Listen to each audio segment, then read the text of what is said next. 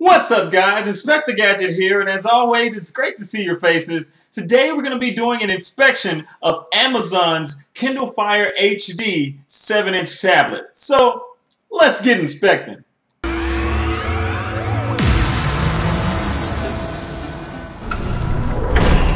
Okay, so I've spent some time with Amazon's Kindle Fire HD 7-inch tablet.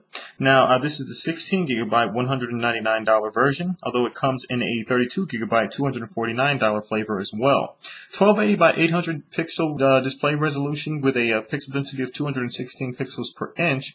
Overall, it has a really nice display, vibrant colors, nice contrast, deep blacks, but the whites appeared yellowish. Now, anti-glare is still pretty glary. Even though Amazon touts its anti-glare technology. Now, it also has a camera here for video chatting with apps like Skype. However, there is no dedicated camera app. Noting that the camera is here in the center as well as the microphone here, you can see that the tablet was intended to be used in landscape mode primarily. At 7.6 inches high, 5.4 inches wide, and 0.4 inches thick, seems like a pretty thin device. Noticeably heavier than the Nexus 7 at 13.9 ounces. Now, the design seems okay, but with that extra width, seems cumbersome to hold in one hand. Now, when you flip it over to the back, you get this rubbery, soft touch backing here, which is actually very prone to fingerprints. Now, one of the things I really like about the Kindle Fire HD are its speakers. These speakers are very loud and very good quality and clarity compared to other 7-inch tablets. One of the things about the design that I really did not like was the power button. The power button here is kind of recessed. It makes it very difficult for you to find the button when you need to. It also includes a 3.5 millimeter headphone jack here. And here on the bottom here, you've got your HDMI out port, so you can watch movies on your television. And of course, your USB charging port here. Now, one of the gripes I have about the Kindle Fire HD is that it only came with a USB cable. It did not include a wall charger. So if you want a wall charger, Amazon's going to charge you an additional $9.99. 1.2 gigahertz Ti OMAP CPU, which Amazon claims is faster than the Tegra 3 processor, but our quadrant tests show that they must have been high when they came up with that one. PowerVR 3D graphics, 1 gigabyte of RAM, 16 gigabytes of storage for this version, and Bluetooth, but no GPS or NFC. Although some of you may not know about or care about NFC, NFC is actually expected to grow exponentially within the next few years, which allows you to pay for things with your device instead of reaching for your wallet and your credit card and stuff like that. It's running on Android 4.0 Ice Cream Sandwich, but there's no hint of it given Amazon's overlay. Now, as such, the navigation seems compromised when it comes to consistency, and apps are sometimes sluggish and buggy. Now, the keyboard is okay, but sometimes laggy and sometimes difficult to find certain characters. Also, there's no voice search, which is native to Android 4.0 and above, and comes in very handy as it's very accurate and helpful. So it's kind of disappointing that they didn't include that. Now, you'll notice that there's ads on the lock screen here. So we get it to turn here. And as I turn it off and turn it on, you can see the variety of ads that are offered.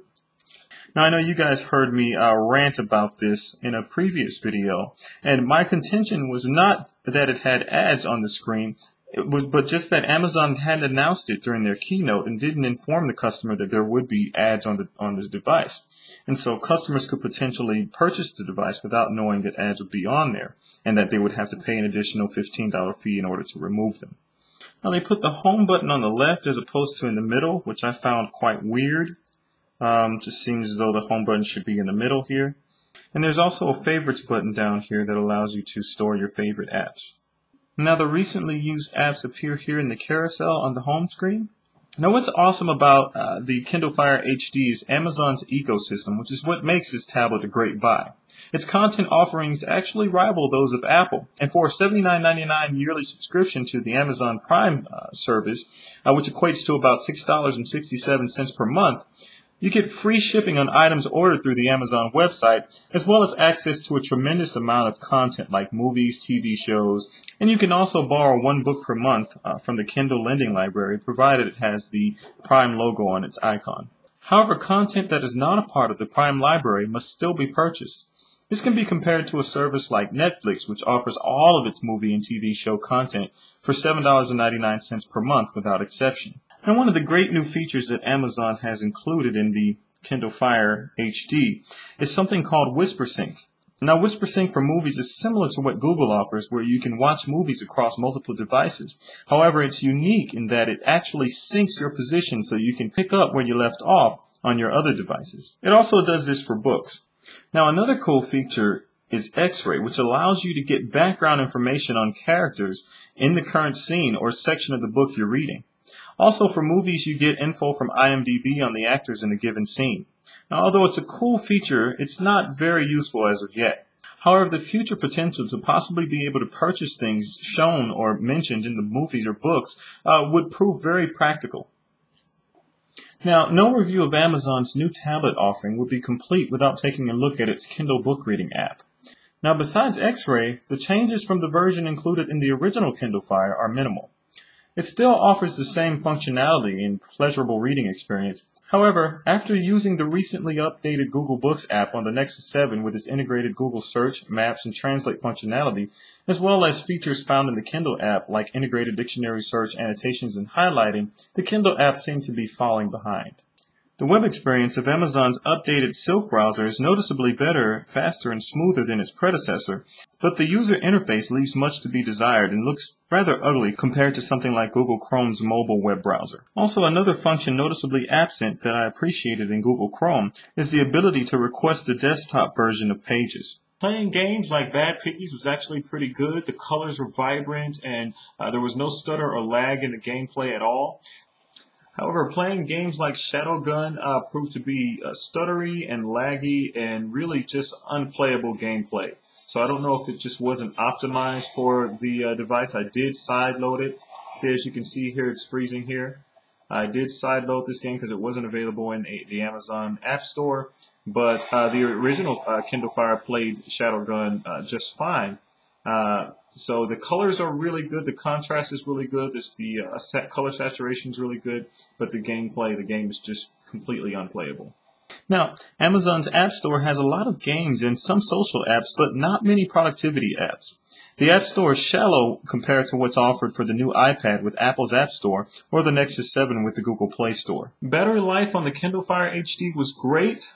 We actually got 10 hours as opposed to the 11 Amazon said you would get with normal usage of watching movies, playing videos and games, and reading books and the like. Now, in all, Amazon's Kindle Fire HD is a great device for Amazon content consumption. So if you're in the tablet market primarily for watching movies or playing games or music or reading books or magazines, then the Kindle Fire is definitely the best bet for doing those things. I mean, with its superior color saturation and contrast and bright screen, as well as its amazing sound quality, you're really not going to do better than what you have right here with the Kindle Fire HD. However, the Kindle Fire comes up short when it comes to being a fully functional tablet offering with its apps and its user interface leaving much to be desired compared to that of the iPad. The casual user would really benefit from this kind of device. However, if you want a more full-featured experience, I would recommend the Nexus 7 for this price range, or if you have a bit more cache density, the new iPad. Well, that's it for my inspection of the Kindle Fire HD 7-inch tablet. Guys, let me know what you think about Amazon's tablet. And post your questions and your comments down below, guys. And don't forget to hit that like button if you like this video. Helps us out more than you know. You can also leave a video response. And guys, if you want the latest and greatest in tech news and reviews, go ahead and hit that subscribe button at the end of this video. I'm InspecThaGadget. You can follow me on Twitter at InspecThaGadget. You can also circle me on Google Plus at InspecThaGadget. Again, I'm InspecThaGadget, and I will see you on the other side. Peace.